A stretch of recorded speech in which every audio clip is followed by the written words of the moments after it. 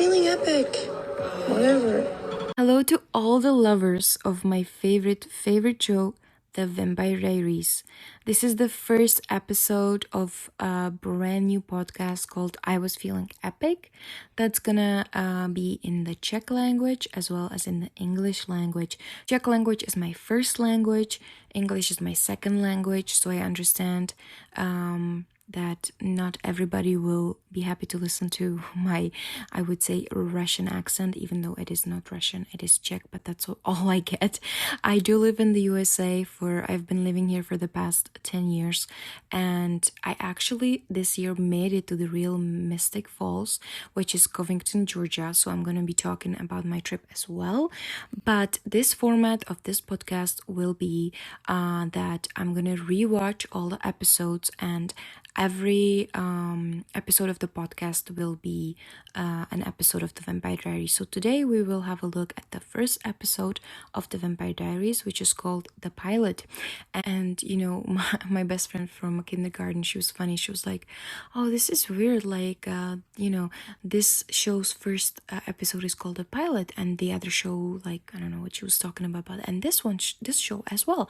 And I'm like, "Yeah, well, it's like all the first episodes of every show are called the pilot because they're testing it out for the audience and this and that. So now every time I see a pilot episode, I have to think about her or think of her. So hi to Teresa, my friend from kindergarten. And just before we start, I just wanna talk little bit about myself. I've been in love with the Vampire Diaries since high school, which is years and years and years ago. I've seen it maybe 30 times, but it could be 50, it could be more. Honestly, I should start writing it down. I really do love this show, and I just had a random idea last week about making a podcast about it. And in Czech Republic, I believe that there is no other podcast about the Vampire Diaries. I think this one will be the first one, which I'm very excited about. And I thought it would be a great idea to do one in English as well.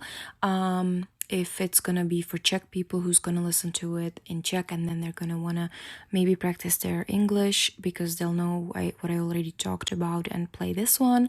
Or I just thought that it's just a fun idea. I'm not sure if I'm gonna have time to do both in both languages, but I will try my best.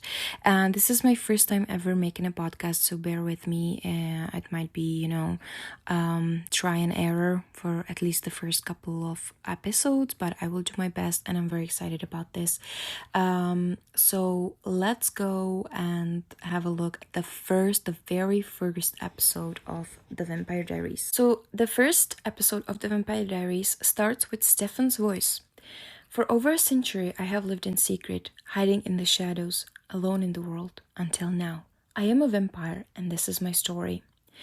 Then we see a couple driving in a car from a concert, and it's like pitch black out, and they're talking, they're laughing, I love you back, this and that, and then they hit someone.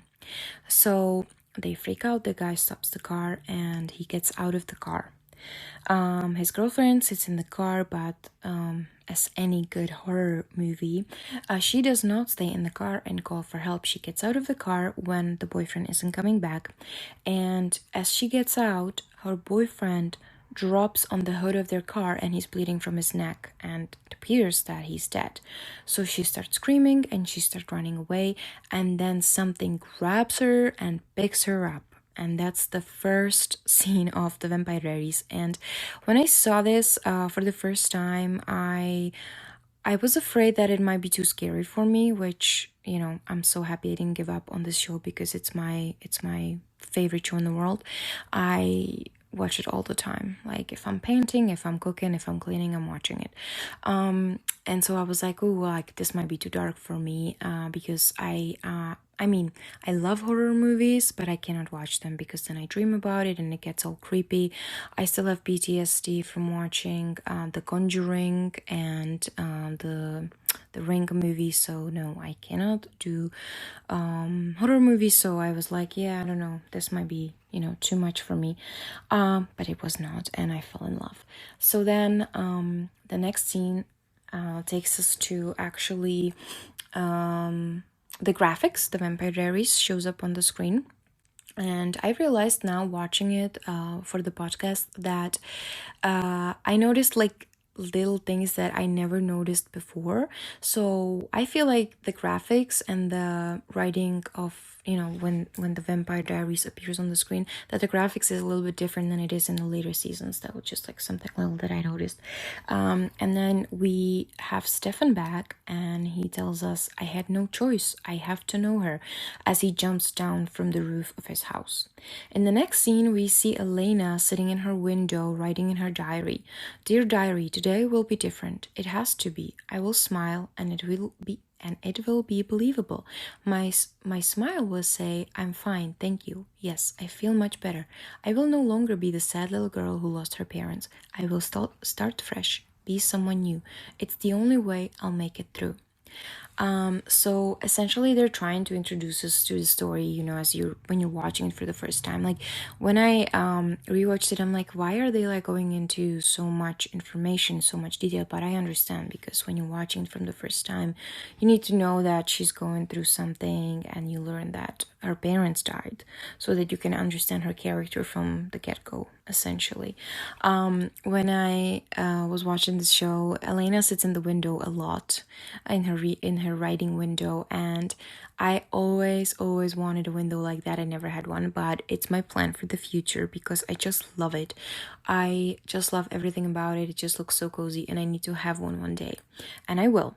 Next scene takes us to the kitchen, where we first meet Aunt Jenna, and her first line in the show is, toast, I can make toast. Aunt Jenna got a guardianship of the kids of Elena and Jeremy. Jeremy being Elena's younger brother, although in real life the actor is actually Stephen McQueen. He's actually older than Nina Dobrev, even though he plays her younger brother. And then first line that Jeremy says is their coffee, because that's all he cares about. Then Elena pours herself a cup of coffee, and as she turns around drinking it, we can see on the TV behind her the victims from last night, from the first scene that we saw. That, there was a crime, they have been killed, and we can see that on the TV. Next scene, we have Bonnie and Elena in a car, and first line that Bonnie ever tells us in this show is, so Gramps is telling me I'm psychic. And Elena and Bonnie are driving in a car, and then Bonnie makes like a little joke that, grandma is essentially crazy, like, what is she saying, like, I'm not a witch, this and that, I'm not psychic. As they're driving, they hit a bird, and Elena gets freaked out because she was in a car accident with her parents, and her parents died. Their car went off of a bridge into the lake, and the parents drowned. So Elena gets freaked out. Bonnie starts to apologize to her, which I don't really understand, because it wasn't really Bonnie's fault, but I guess everybody would, knowing what your friend went through. And then Bonnie switches gear, and she says, I predict this year is going to be kick-ass, and I predict all the sad and dark times are over, and you are going to be beyond happy. Which, rewatching it with this podcast in my mind, it made me sad, because it's so far from the truth, and it's so far from what they will go through, both of them, that it's going to be so hard and so horrible. So this made me really sad.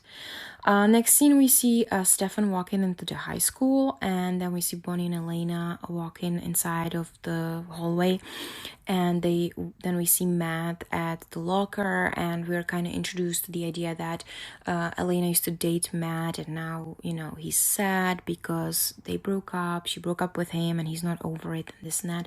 And then we see Caroline. I love Caroline. She's one of my favorite characters. I love her character development. She goes through so much, and she grows so much as a person, and I love the way she plays Caroline, the way Candice portrays Caroline, it's amazing to me. I love that, but we'll talk more about that later on. So Caroline comes on, and her first sentence on this show is, Elena, oh my god, how are you? Oh, it's so good to see you. And then she turns to Bonnie and she goes, how is she? Is she good? To which Elena is like, Caroline, I'm right here, like I'm fine, you know, you don't have to like pretend I'm not here. So then Caroline walks away, and Bonnie and Elena kind of like, you can tell that Bonnie and Elena are tight, they're best friends, but Caroline is kind of like on the outside, because they do, I think, a little bit of like an eye roll, and they're a little bit of like, oh yeah, Caroline, you know, whatever. And then another scene is Jeremy, Vicky, and Tyler, where we're like introduced to like, you know, the stoner kids, and we're introduced to this character. We see that Tyler and Vicky are dating, and in the next scene, Elena and Bonnie are like kind of checking out Stefan from the back when he's talking to the school secretary, and we see that he compels the secretary because she's telling him that they don't have all his records, and he's like, yeah, I'm sure everything you need is there. And she's like, yes, so it is. So like we see that he can you know, manipulate people or compel people. I don't really remember what, like, it was so long ago when I watched the first episode, so I don't remember if I was like getting these little hints when they were trying to tell us. In the next scene, Elena goes to the men's bathroom where Jeremy is, her brother, and she's kind of like getting on him about smoking weed, and that, you know, nobody's gonna give them breaks anymore because you know, the summer is over and it's been a while, even though it's been like 3 months. So I feel like she's being hard on him. I mean, it's not like he's, you know, doing heroin. I mean, of course drugs are bad, but considering that, like, what they're going through, I mean, she's really, really harsh on him, I think. And then we see Stefan walking through the hallway when Elena and Bonnie are checking him out. For me, I didn't like Stefan when I first saw him. Like, I was waiting for him to turn around and have like that wow effect, but I didn't have that. And I do like Paul Wesley as an actor. I do love Stefan as a character, like his personality, but I never was really into his looks. So for me, it was Team Damon from the first episode. I was just always Team Damon. Then there is the iconic scene where Elena and Stefan run into each other for the first time, for Elena for the first time. And they run into each other, and he's kind of like, oh, it's the men's room, you know. She's like, oh yeah. And then they are checking each other out in a history class. What was really funny to me is that Bonnie pulls out this like super old cell phone.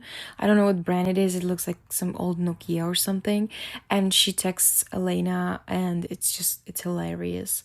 Because I had a phone, like similar phone like that when I was in high school, and it just like gave me a major throwback and just remind me of my high school so much. And I kind of miss those times. Like, those are good times without the social media and all that crap. So that's just, I love that. After school, Elena goes to a cemetery to visit her parents, where she sits down, you know, on the ground, and she writes in her diary and feels closer to her parents, I think. And then there is a storyline with Damon, Crow, and a fog. In the books, apparently Damon was able to control animals, their mind, and have them do what he wanted them to do, and also to control fog, and had like more power than essentially he had on the show. But in the first episode, they were thinking, yeah, maybe he's gonna have these powers, but then they dropped that storyline. So it's just kind of like a random thing in the first one where they do that and then they drop it. So Elena sees the fog, she sees the bird, and she gets freaked out, so she kind of runs from there.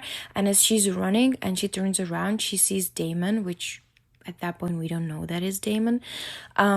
She sees him standing behind this like angel statue, and that's a really, I felt like that was a really cool shot when he's standing there with the fog, but you only see like maybe half of his body in the fog with the angel wing of the statue. I love that. Elena is running down the hill and she falls down, and then she like scrapes her leg, and then she bumps into Stefan. And she's like, oh, were you following me? And he's like, no, you know, I came to visit my family. So then she feels bad because rude, you know. And then they introduce each other. or they introduce themselves to each other. And I actually love this scene because I read somewhere that Nina Dobrev and Paul Wesley didn't really hit it off right away. Now they're great friends, but in the beginning, I read that there was like something between them that, not that they had any like problem together or anything, but just wasn't clicking at that time. But this scene is so beautiful, especially from Nina. Like her acting in this scene is so beautiful to me because I feel like she really embodied the way you feel about when you meet someone new and you have that excitement in your inside of yourself, like you're just smitten. And I feel like that's the right word for that, and she just embodied it so perfectly. When the way she looks at him and that little like smile, and just in her eyes you could just see that. And I feel like it's amazing that she could embody that feeling. And especially he, like, Stefan picks something off of her jacket, like, because she has like a when she fell there, I guess there is like a little piece of like a leaf or something, and he picks it off, and she like looks on her jacket and looks at him, and just that look in her eyes, I just think she played the scene very, very well. And then she tells him, oh, nice ring, which again, it's like a little hint, because those rings, the daylight rings, are gonna be a big deal later on, or the daylight jewelry basically. And he's like, yeah, it's a family heirloom, this and that, And then Stefan smells the blood because Elena scraped her leg. So, we can see like the first hint of his eyes and like the veins under his eyes. And then he just bolts and he disappears. Then he writes in his diary that he lost control today. Next scene is at the Mystic Grill with Matt, Tyler, Jeremy, and Vicky. When we find out that Jeremy slept with Vicky, but she kind of dates Tyler, or she wants Tyler. And then is a really cute scene where Caroline already knows everything about Stefan, and Bonnie is like, when did you find that out? And Caroline is like, what? No, Bonnie is like, oh, you found out that during one day. And Caroline is like, no, I found it out between third and fourth period, like, come on. And then she says the line that I love. She's like, oh, we're planning the June wedding, and now spoiler alert, there is the June wedding later on. And I mean, I just love that. Meanwhile, Aunt Jenna is figuring out parenting because Elena's going out to the grill, and she tells Aunt Jenna, she's like, yeah. And then she's like, oh, wait, it's a school night, meaning like, oh, don't be late. Like, she's like, oh, yeah, I did something parenty. So that was funny to me. And then as Elena is leaving, Stefan shows up at her doorstep, and he has a diary, which to me is like, he ran away. So did he go back? Like, that was weird. But anyways, he has her diary, and he's like, oh, don't worry, I didn't read it. And she's like, oh, everybody would. And he's like, no, I also keep a journal. And she's all about that, which I think if I was 16, 17, I would probably be like also into a guy who also writes in a diary like me. But she doesn't know that he's like 162 years old, and he needs to write it down because he's gonna forget because he's old. But she doesn't know that. Then there is like a first hint that Stefan cannot go into the house if he's not invited in, because she says, oh, you don't have to stand out there. But he's like, no, I'm fine, because he cannot go. She would have to tell him, come in. I don't think I got that hint when I first watched it, but it's there, so good for them. And then Elena asks him if he wants to join her and go to Mystic Grill with him. They come to Mystic Grill together, and then Matt is like, oh, she's like, he's kind of a little bit jealous, but he's not being a jerk about it. He goes over to them and he introduces himself to Stefan. Caroline is like flirting with Stefan, asking him questions, and he says that his parents died, which Elena registers immediately. And she says, I'm sorry, do you have any siblings? And then he says a legendary line that I love, none that I talk to, which is a very iconic way to say no, I don't, or no, I don't want to, or no, we hate each other. Like, love that. In the Salvatore mansion, Uncle Zach goes to Stefan and he's like, you killed these two people, you cannot do that, you said you wouldn't do that, why did you come back here? And Stefan is kind of like mad. He's like, I don't have to explain myself to you, it wasn't me, blah blah blah. He's running up the stairs while Running Up the Hill song is playing, which now for me is connected to the Vampire Diaries. Like, it's just, one of the core Vampire Diaries soundtrack songs.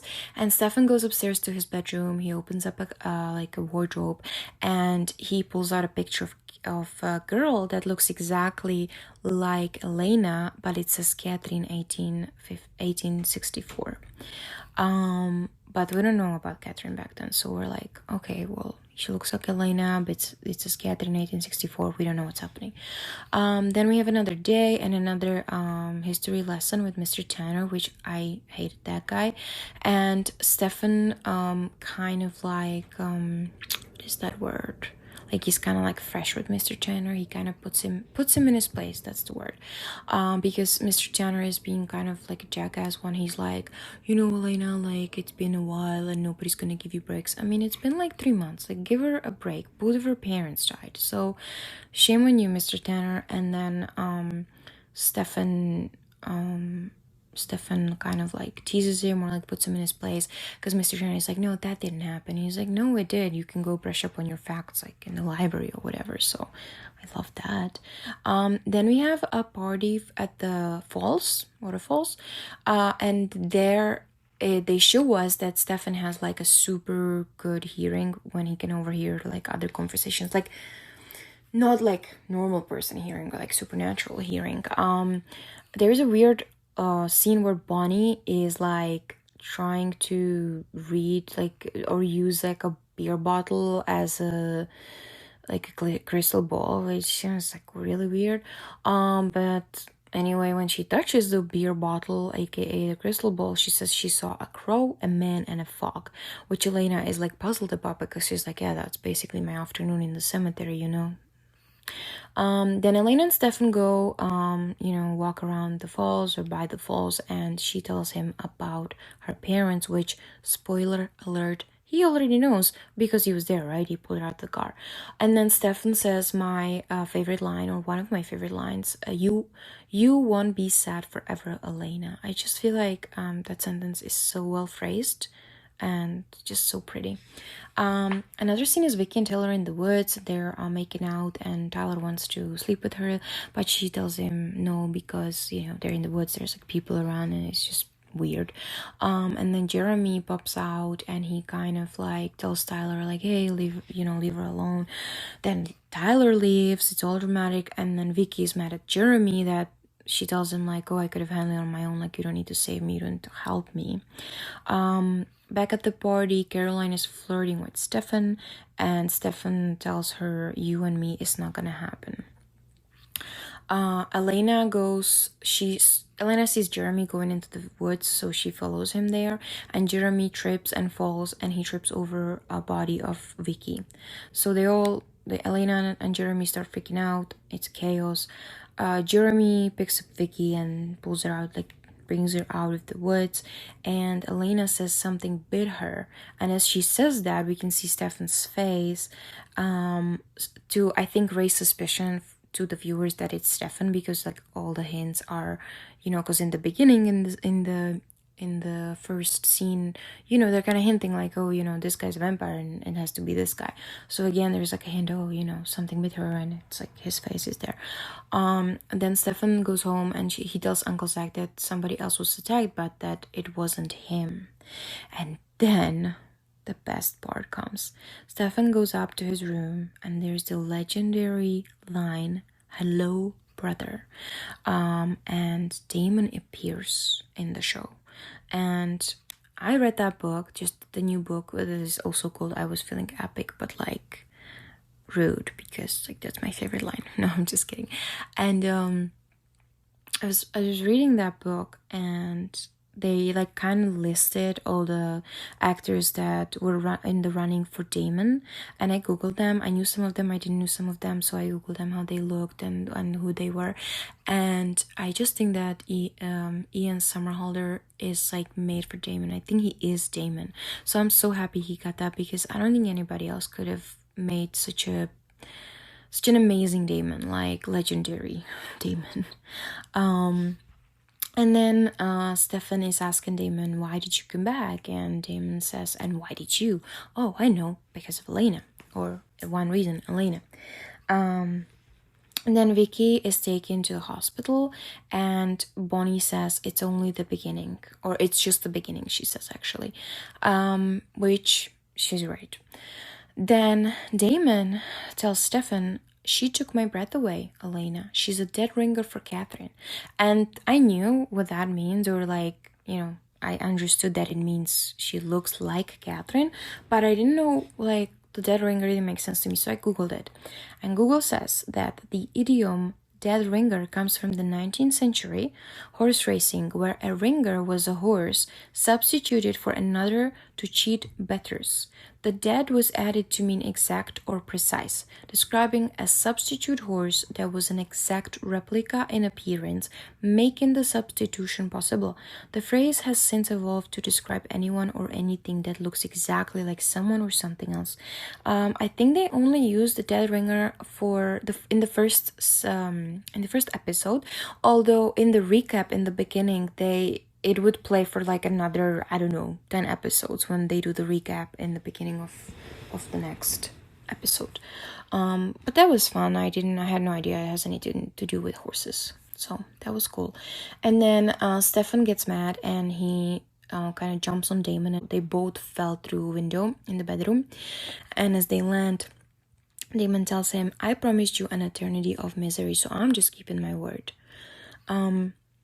Damon also manages to take Stefan's ring off of his finger, and again there's like a hint about the ring, the daylight ring, because he tells him sun will be up ashes to ashes. So again, it's giving us a hint that these jewelries will be very important. And then Damon kind of shows us he's stronger than him, because he drinks human blood, not animal blood like Stefan does. Back at the party is we see Jeremy and Elena, and Elena again like is giving a speech to Jeremy because I think he's drinking beer, and she's like, oh, those people over there are cops, like you shouldn't be drinking beer. I mean, give him a break. Like, his parents are dead. I mean, both of your parents are dead. You know what I mean? And then his friend just got like attacked, so I don't know. Then we are back at Mystic Grill, where Caroline is very drunk and she's with Bonnie. And Caroline is in one of those like drunken states, which I think we all had at some point in our lives, where you feel like you're not good enough and everyone is better than you. And she basically says like, I try so hard, but I'm never the one. Like, everybody always picks Helena or something like that. Which I feel is very relatable, because I feel like all of us felt like that at some point in our lives. I did, and not once. Then back at the hospital, Vicky tells Matt that it was Vampire who bit her, and Matt is like, what? And actually, you know how Catherine always says Matty blue eyes? In this scene, when Vicky is telling Matt about the vampire, Matt's eyes are like insanely blue. So like, I get where Catherine gets that. Then Caroline sees Damon at the bar, and they're kind of like, winking at each other. And this first episode ends with Elena sitting in the window that I love and I need one day. And we can see not Damon, we can see Stefan appearing behind the window, walking towards the door. Elena gets up and she opens the door and she invites him in. She says it's warmer in the house, we should talk inside, and invites him in. So that is the recap of the first episode. I really enjoyed watching it and taking these notes and kind of like figuring out what I liked, what I maybe was like weird to me, for sentences characters say, and how it was all structured. And I realized there's a lot that happens in the first episode. Then I was kind of like thinking that it's kind of creepy that 162-year-old wants to date a 17-year-old. Like, I'm over 30 and dating a 17-year-old sounds kind of weird to me. Like, I don't know. And then the first episode of Vampire Diaries aired in 2009, and it was shot in Vancouver. Yeah, so this was the first ever episode of my new podcast. I enjoyed doing this podcast, or this first episode, so much. I hope it's gonna be good. I hope you guys will like it, and I will get the second one ready and be back. Have a great day, everybody, and feel epic, because I sure will.